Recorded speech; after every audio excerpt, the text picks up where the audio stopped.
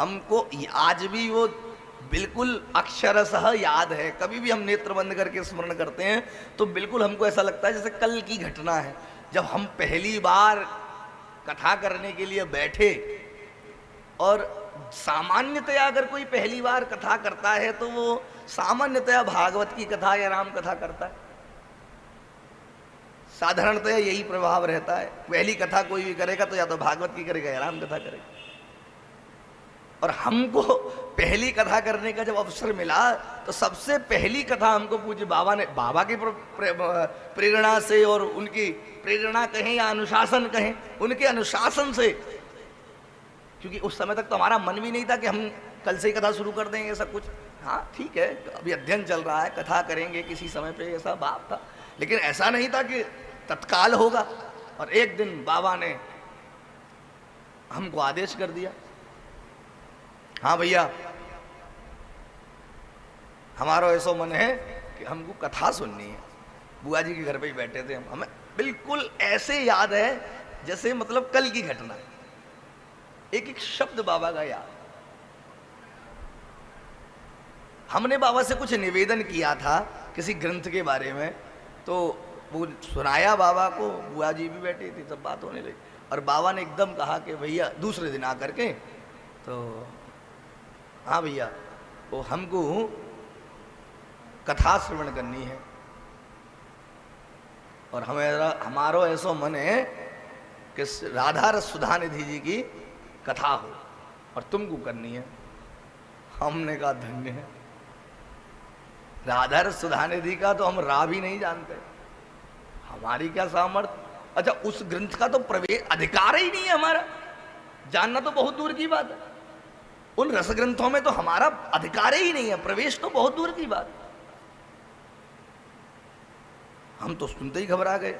अब बाबा कहते कि कोई सत्यनारायण की कथा सुनानी है या भागवत की कथा सुनानी है या कोई और राम कथा, रामायण जी की कथा, तो प्रयास भी किया जाए। नर्सरी के बच्चे से कोई पीएचडी की बात करे तो उसके क्या पल्ले पड़े। हम चुप हो गए।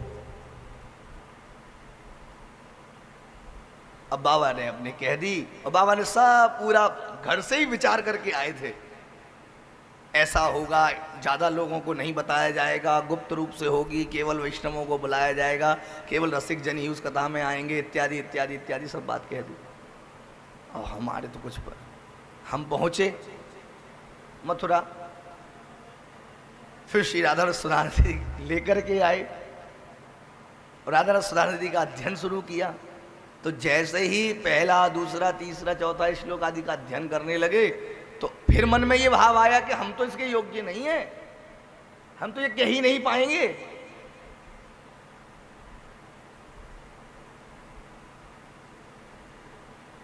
बाबा ने किसी के द्वारा फोन करवाया, हाँ भाई हाथरस कब आ रही हो, उसकी तारीख रखनी है। तो बाबा हाथरस तो जवाब कहोगे तब आ जाएंगे, पर हमको डर लग रहा है। बोले पहले तू यहां, पहले तू यहां। हम हाथरस आ गए। फिर बाबा ने बैठ करके फिर बुआ जी घर लेके गए, वहाँ बातचीत हुई, बैठे तो बाबा अपनी अपनी कहते रहे कि कब से रखना है, ये है वो है। हमने कहा जगन्नाथ जी की रथ यात्रा होगी, जगन्नाथ जी की रथ यात्रा के दूसरे दिन से रख लेते हैं। जगन्नाथ जी की रथ यात्रा से दूसरे दिन से ही था, तृतीया से रख दिया गया, तय हो गया। फिर हमने बाबा से निकलते समय कहा, बाबा हमने उसको ग्रंथ को पढ़ने का प्रयास किया पर हमारे तो वो अधिकार से बाहर किया है, हमें तो ऐसा लगता है कि वो हम इसको नहीं कह पाएंगे। तो बाबा का तो जो लोगों ने दर्शन किया है, संग किया है, वो बाबा का स्वभाव थोड़ा जानते हैं। बाबा एकदम रुक गए चलते चलते रास्ते में, क्या यार तो ये तो खाली बैठनो है, करनो कराना तो बड़े बाबा को है। और इतना कह के फिर चल दिया। अब हमने समझ गए कि अब तो जो होना है सो होना है, और हमने अध्ययन किया आरंभ। फिर अध्ययन इत्यादि करके पहले दिन की कथा का समय आया। पूरा हमने एकदम ऐसे जैसे कोई परीक्षार्थी पेपर देने जावे तो अपनी पूरी तैयारी कर ले, ऐसे रट करके बिल्कुल तैयार किया, कैसे भी हो काम तो हो, और बिल्कुल तैयार करके हम वहां पहुंच गए।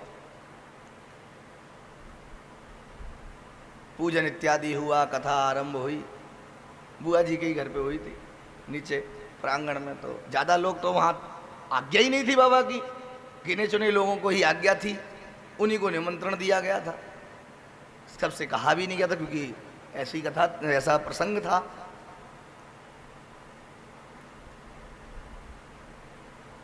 अब आपको हम क्या बताएं, बिल्कुल विश्वास मानिएगा, हमने मंगलाचरण करा आंख बंद करके, और मंगलाचरण के बाद जैसे ही आंख खोली सामने बाबा बैठे, बुआ बैठी, और भी कई, अब सबके नाम लेंगे सबको संकोच भी होता, ऐसे ऐसे जन थे जो हम जानते थे कि इनके हम क्या कहेंगे, ये तो सब जाने पहचाने और रस का आनंद लेने वाले जीव जन, वैष्णव जन हैं।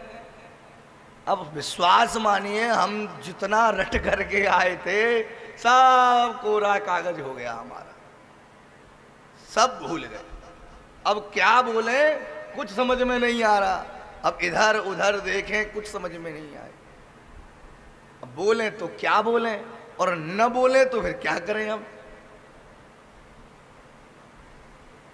हमें बाबा की वो शब्द याद आ गए कि तो खाली बैठनो है, बड़े बाबा को करेंगे।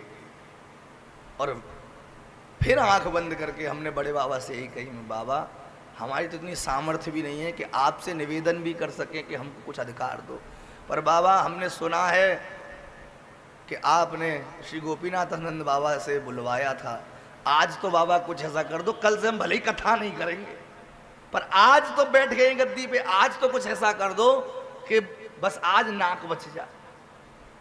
कोई हमारे में अंदर कोई परमार्थ उस समय उदित नहीं हो रहा था, हम बिल्कुल हृदय से बता रहे हैं, यहाँ बैठ के असत्य बोलना भी नहीं चाहिए, हम तो केवल अपना स्वार्थ देख रहे थे कि हमारी इज्जत बच जाए। हमने गुरुदेव से बस यही कहा, हमने सुना है कि आपने हृदय में बैठकर गोपीनाथानंद बाबा के बुलवाया था किसी काल में, आज आप कृपा करो ऐसा ही कुछ कर दो, बस ये 2 घंटे कैसे भी कट जाएं। और उसके बाद हम बिल्कुल ठाकुर जी के पास हाथ लगाकर स्पर्श करके सत्य कह रहे हैं, उसके बाद हमको नहीं पता कि हम क्या बोले। और हमारा जब ध्यान टूटा तो सामने घड़ी में 11:30 बज रहे थे रात्रि के, तब हमें होश आया, हमको नहीं पता क्या बोले। और फिर उसके बाद आरती इत्यादि हुई, तब बाबा ने हमारे कंधे पे, जब प्रसाद लेकर के निकले तब बाबा ने हमारे कंधे पे हाथ रख करके कहा, फालतू में घबरा रहे हो मेरे यार। बाबा ऐसे बोले, फालतू में घबरा रहे हो मेरे यार, कैसो रस बरस रहो। और उस दिन हमने ये जीवन में अपने गांठ बांध ली कि तुम्हारी तो सामर्थ्य ही नहीं है, तुम